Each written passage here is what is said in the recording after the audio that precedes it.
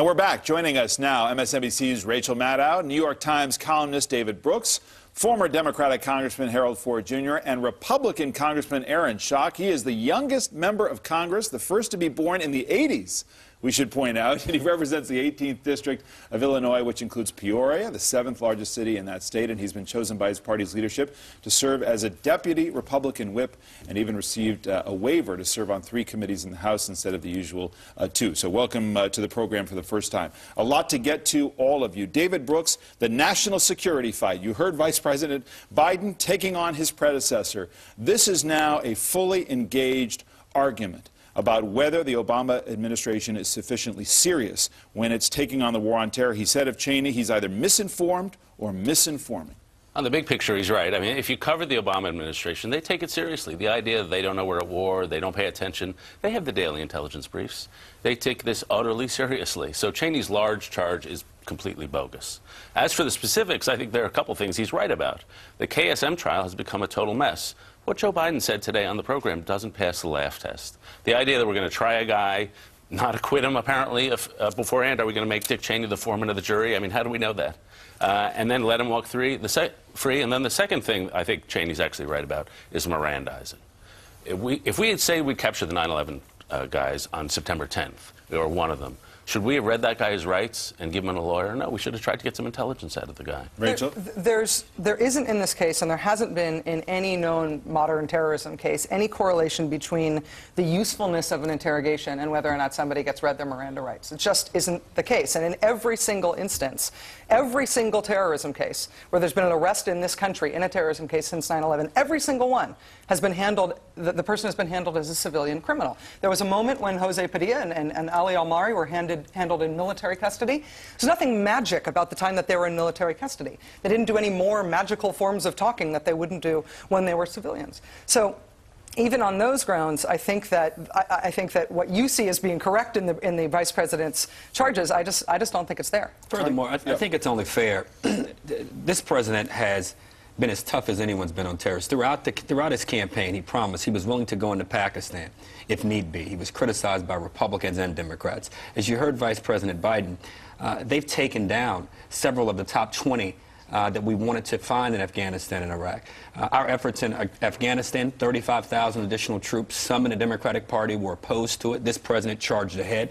The efforts in the last few days, I think we can point around the edges a bit, but I think it's unfair to say this administration has not been tough, has not been focused and determined in going after terrorists. Congressman Schock, the accusation that is still leveled, and that former Vice President Cheney in an interview this morning is saying, is that the administration does not consider these acts of war.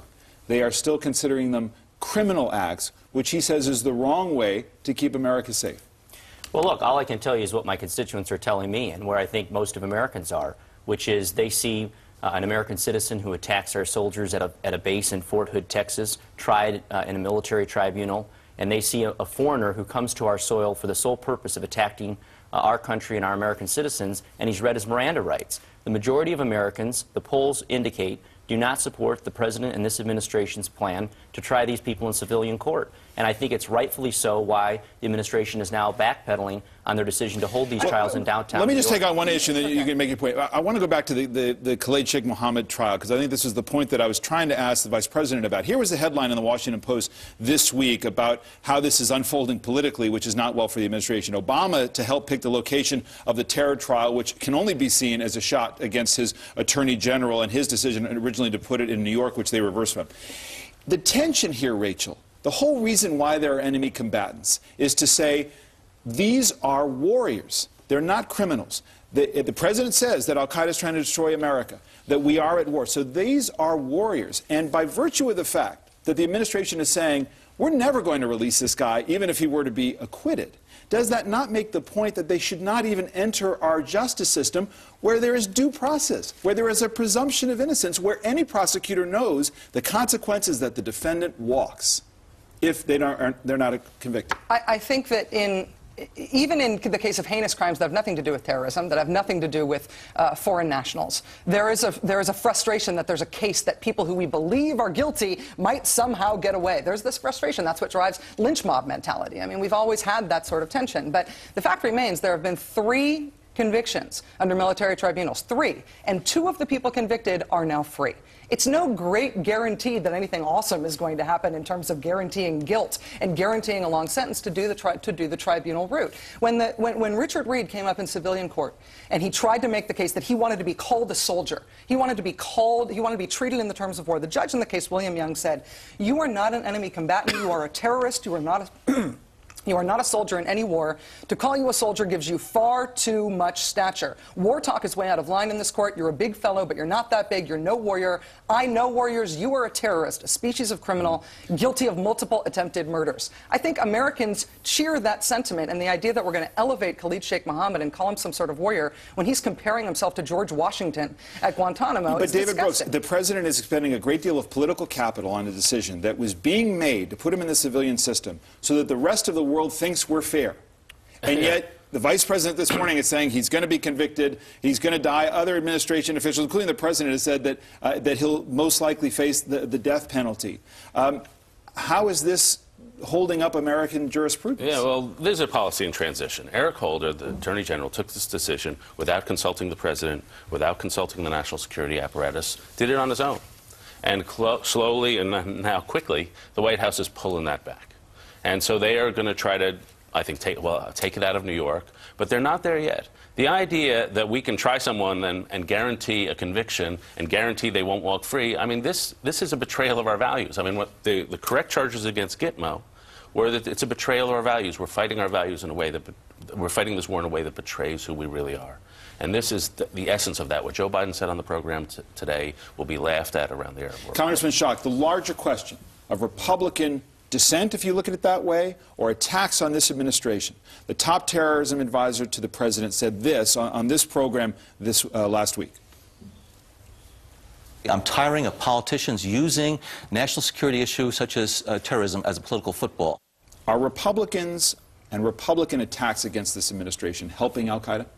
Absolutely not. And I think it's insult to most Americans to suggest that their elected representatives who are carrying their views and the message of the majority of Americans to Washington and to this debate are somehow helping al-Qaeda. Mind you, many of these Democrats, including Mr. Brennan, who served in the last administration, faced many of these same attacks under then President Bush from the left. So the idea that we can't challenge the administration and their view on the fight on terrorism is completely What happened bogus. to Democrats when they challenged President Bush in the same Well, way? some of the same claims Right. were made against them. But at the end of the day, we're representing mainstream America and the majority of views. And whether it's closing Guantanamo Bay and moving it to the heartland of America, whether it's trying these folks in downtown New York, whether it's Mirandizing terrorists who come to this country to attack us, the majority of Americans do not believe that Obama and his administration is right on these policies. So you don't support the way the president is prosecuting the war on terror? No. I can appreciate the politics that are played here, and we're heading into a cycle, and we just met. I think he's a nice guy and a good guy, but to suggest that this administration is not focused in a right way and determined to keep America safe, I think it's just not right and foolish. I think there's a legitimate conversation about whether Khalid Sheikh Mohammed should be tried in my home city. I disagree with the administration. I'm glad now we are revisiting and looking at a different location. I was against it because I think the costs are too high. We're in the middle of a recession. It would cost them $225 million a year to try him there. We could spend that money in a jobs program, an education program, or even to pay down the debt.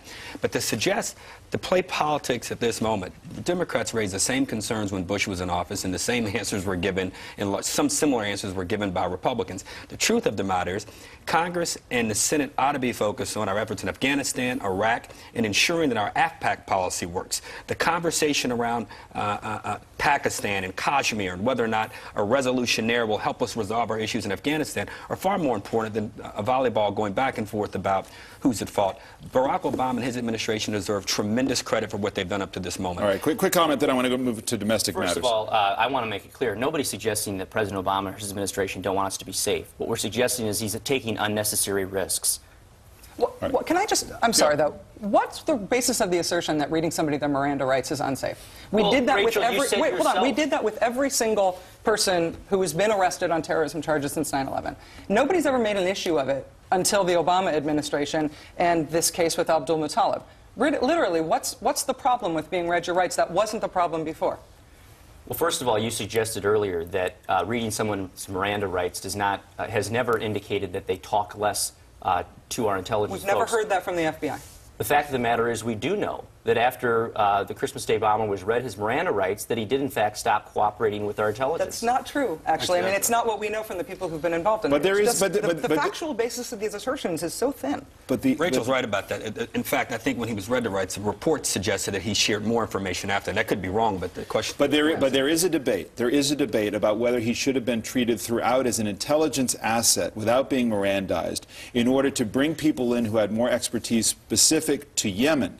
Now, I don't think any of us can know at this stage how much could be gleaned from FBI interrogators who are very good versus other intelligence assets. So I think that debate will continue. Let me take a break here. We're going to come back and talk about domestic matters and the Obama agenda. We'll be back with our roundtable right after this brief station. We are back now with our political roundtable. Let's talk about the Obama agenda. And you may not have known this or heard about it, but we had a fair amount of snow here in Washington over the past couple of weeks. Here is a cartoon that really captures the nexus between government and weather. Huge snowstorm. One guy says, Washington is completely paralyzed. The other one says, and then came this snowstorm. And here we are, David Brooks, with a domestic agenda right now. And what's leading this off? It's not health care at the moment. It is a jobs bill. And there seemed to be bipartisan consensus on this. And now Majority Leader Harry Reid pulled it back, made it a much narrower bill, about $15 billion, mostly of tax breaks, to get people back to work. Is this going to go anywhere? It'll go somewhere. But if this was your week to hate Washington, this was a good week for you. Because we got this bipartisan bill that emerged in the Senate, filled with pork and all sorts of things that people hate. Fine. But at least the White House signs off on it. But Harry Reid decides, after the White House has signed off on it, that it's the liberals in his party have objected. So we got the pork, and he decides, I'm getting rid of the whole thing, or at least scaling it back to something about $15 billion a year. So then we get partisanship. And then on top of that, it's basically pointless. $15 billion a year in a multi-trillion-dollar economy is nothing. Will create no jobs. So we had partisanship, pork, and pointlessness all in one bill. And so this was a bad week for Washington. Congressman Schock, where are the Republicans going to be on this? Well, look, I think unfortunately it's more of the same. I mean, all of this talk about bipartisanship, and yet the rhetoric doesn't match the reality. As David Brooks mentioned, there was some Republicans who worked with the Democrats in the Senate to come up with a jobs bill, only to have their leadership put the kibosh on it. We are for creating long-term economic growth. You do that by incentivizing entrepreneurialism, risk-taking, and investment. You do that through creating certainty in the markets, through certain tax incentives, and that's where we'll be on a jobs bill. So it sounds like you like what the Democrats are doing here. Well, I don't like all the pork that was in the bill. The $787 billion stimulus bill, the largest spending bill in history. One of the reasons why it didn't create long-term growth is it didn't have stimulative tax cuts in it, but rather a lot of pork and spending. Which are the least stimulative things in the stimulus. I mean, when you assess what creates jobs in the stimulus ban, it's the tax cuts that were put in order to try to win Republican votes that didn't come anyway, that are the least effective thing in the stimulus bill. So the theory doesn't match the practice here. But you in your district, I just this week, you were at a community college touting a $350,000 green technology education program, talking about how great that was going to be for your district. You voted against the bill that created that grant. And so that's happening a lot, with Republicans sort of taking credit for things that Democratic bills do, and then Republicans simultaneously touting their votes against them and trashing them. That's, I think, a problem that needs to be resolved within your caucus, because, I mean, you seem like a very nice person, but that's a very hypocritical stance to take. Well, Rachel, with all due respect, I can assure you Republicans were not consulted on a stimulus bill. That bill was filed at 11 p.m. The night before the 10:30 a.m. we began debating it. None of our amendments were considered. There was no debate, no bipartisanship on that bill. But let me take it, Rachel, which is the question about you. You've called for spending caps out of Washington. But to Rachel's point, does that mean that you will not accept any federal money that comes the way of your district? No, I think that argument that liberals are making is absolutely ridiculous. With all due respect, Rachel, does that mean you're going to give back your Bush tax cuts that you continue to rail against? The fact of the matter is our country operates and governed by a majority. And I, along with almost all of my Republican colleagues and a good number of Democrats, have voted against the stimulus, the omnibus, all of this runaway spending. But we've lost those battles in the House. And at the end of the day, but you'll take the money for your district. At the end of the day, my constituents and their children and grandchildren will be on the hook for the debt that's being created by this majority, and they deserve to have their fair share of federal spending. Harold, I was in Congress for 10 years. I can tell you, your party ran up a lot of debt. Matter of fact, we grew from the 8 years that President Bush was there. The rate of growth exceeded any other presidents in the history of the nation. So we find ourselves in a moment. Well, no, this president, he's only been in a year. I know you all want to blame him for everything, but you can't blame him for quite everything yet. And I don't want to blame President Bush, but we got to put it in context. Two, I love it when Republicans talk about the desire to come around the table and work together. It was a Republican-Democrat thing that happened in the Senate. It was Grassley and Baucus, and it was Hatch and Schumer.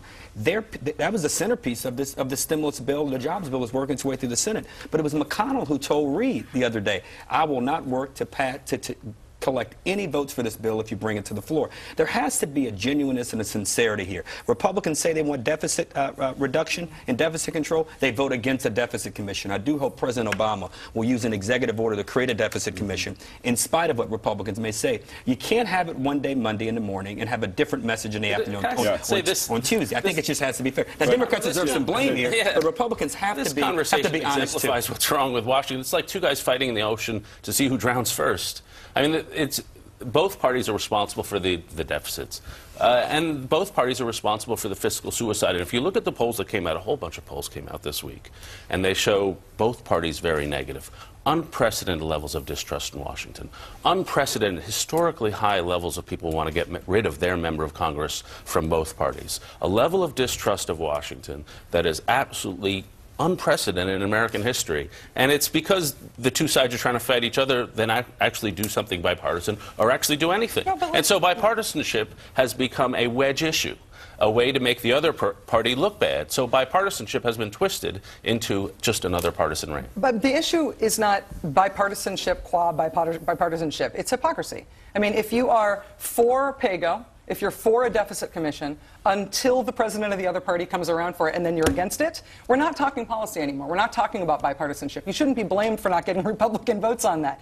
That's hypocrisy. If you vote against the omnibus bill, if you complain about the omnibus bill, if you tout your vote against the omnibus bill, it is hypocrisy to then go to your district and go to a ribbon-cutting ceremony for something that's funded by the omnibus bill that you voted against. It's not just bipartisanship as a sort of platonic virtue. I can pick up the Democratic points if Obama wants to say, I'm going to balance the budget, and then say, but I won't cut taxes on the bottom 98%. Well, that's also somewhat hypocritical or inconsistent. If he says, I want bipartisan health care, but then invites the cameras into a bipartisan discussion and already has the plan he's going to come out with after the health care summit, that's also slightly political. David's right about one thing, and it's the bigger point from my party. I was astonished by what happened with the jobs bill also. We are in the majority. We have an obligation to govern.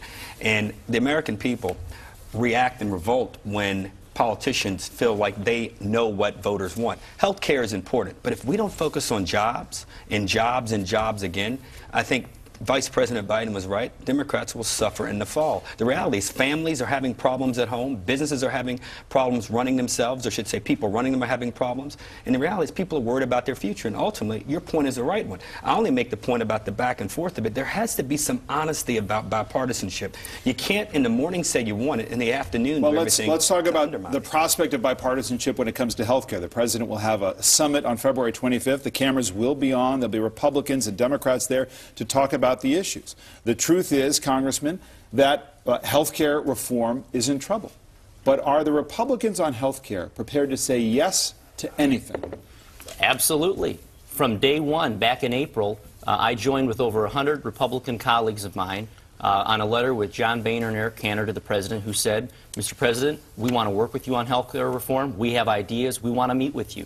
And for the good part of that year, the president spent his time only working with Democratic members. And it wasn't until the losses in New Jersey and Virginia and subsequently the Scott Brown election in Massachusetts that it forced them to the table to talk about truly wanting to work with us. Unfortunately, yesterday we learned that Speaker Pelosi and Harry Reid are now trying to develop a new bill before the February 25th summit. If that's the case, I think it's unfortunate. We need to start from scratch, which is where the American people are on this issue.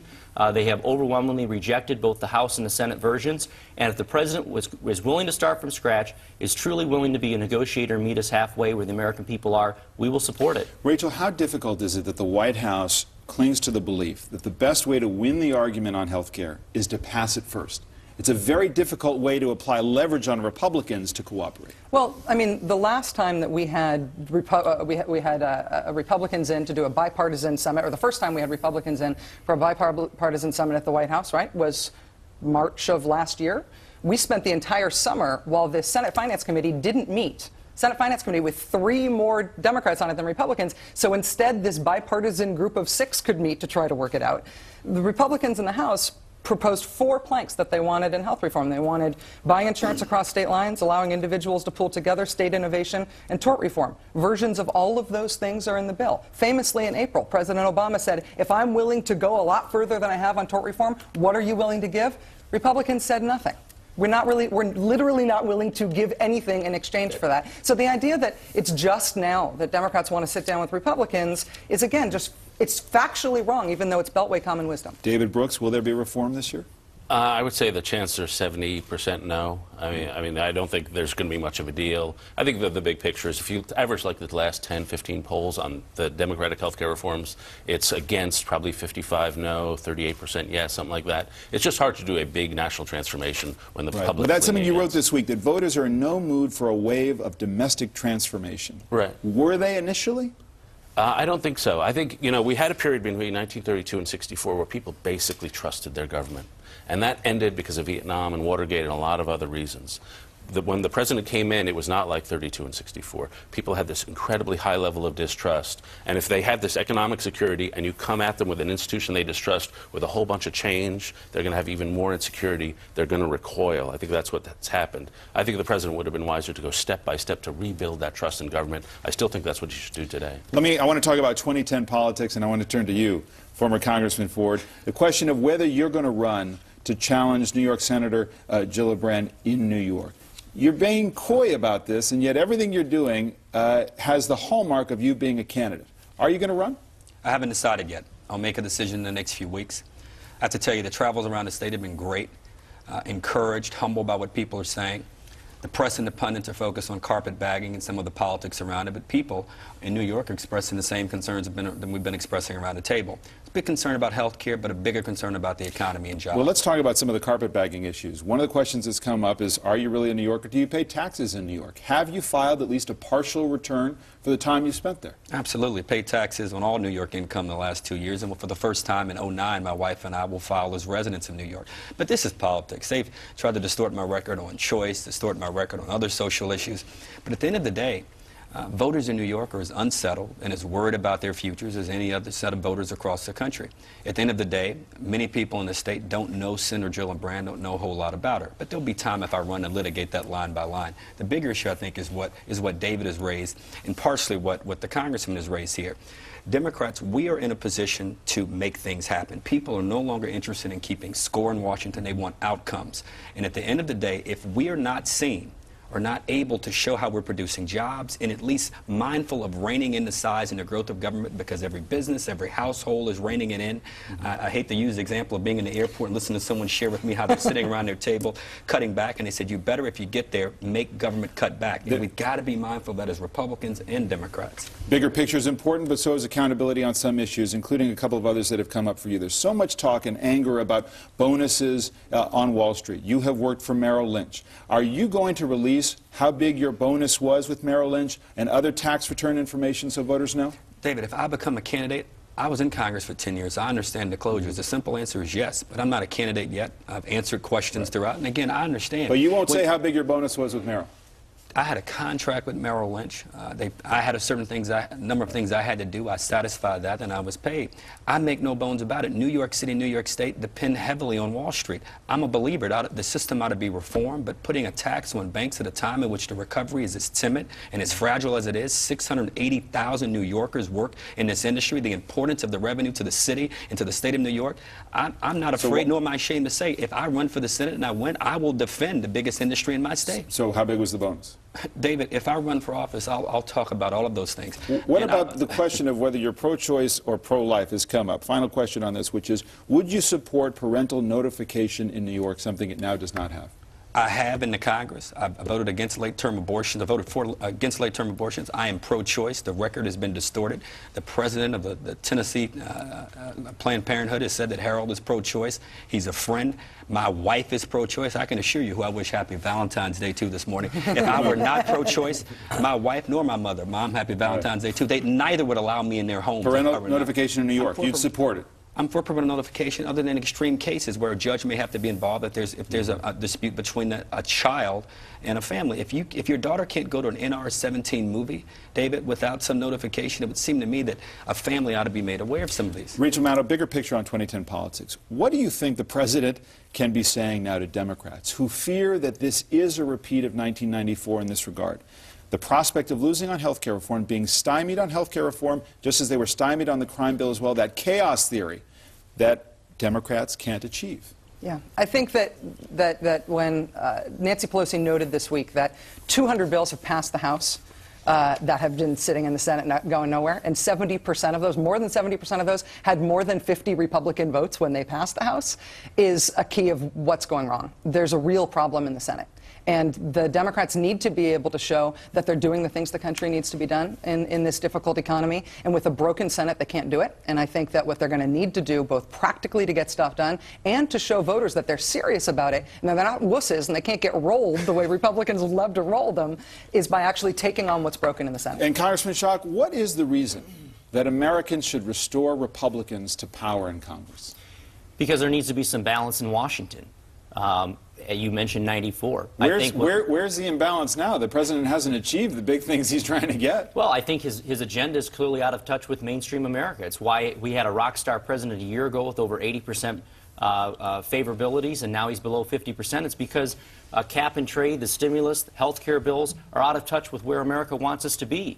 And the Republican Party has been where the American people have been, which is talking about jobs, talking about the economy, talking about tax cuts to get our economy going again. That's what America wants us focused on. And despite the president continuing to talk about jobs, their stimulus packages and bills continue to just spend. David Brooks, 30 seconds. The outlook. Well, it's going to be a good year for Republicans. I'm actually beginning to think for the first time in my life there's a prospect for a third party at some point in the future. I just don't see how we get out of the fiscal hole if Republicans are not willing to raise taxes, Democrats not willing to cut spending. I just don't see how we get out of that, and that is the predicate. For the first time in my life, I thought maybe somebody could run a third party for president, not for Congress this year. Modern-day Ross Perot. Hopefully a little saner, but yeah. Okay, we're going to leave it there. The debate will certainly continue. Thank you all very much. I should point out we're going to continue our discussion with Congressman Schock and talk to him about life as the youngest member of Congress. It's in our Meet the Press Take 2 web extra. It's up this afternoon. Plus, look for updates from me throughout the week. It's on our website, mtp.msnbc.com. And we'll be right back.